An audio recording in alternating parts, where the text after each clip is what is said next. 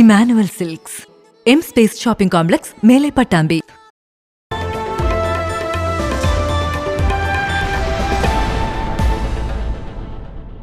ചളവറ കൈലിയാട് ചെറുമുളയങ്കാവ് ഭഗവതി ക്ഷേത്രത്തിൽ ഉത്സവത്തിന് കൊടിയേറി. ഫെബ്രുവരി 24 കാളവേലയും 25 പൂരവും ആഘോഷിക്കും. ഉത്സവത്തിന്റെ ഭാഗമായി അനുബന്ധ പരിപാടികളും ഒരുക്കിയിട്ടുണ്ട്.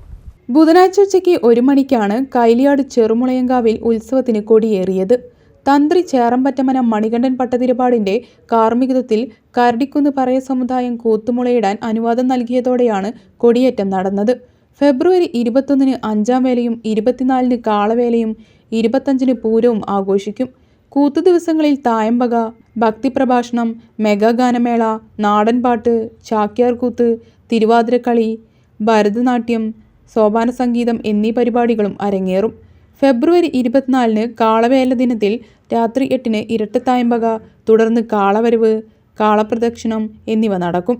25 പൂരം നാളിൽ പാണ്ടിമേളം, പഞ്ചവാദ്യം, തേരെഴുന്നള്ളിപ്പ് എന്നിവയും ഉണ്ടാകും.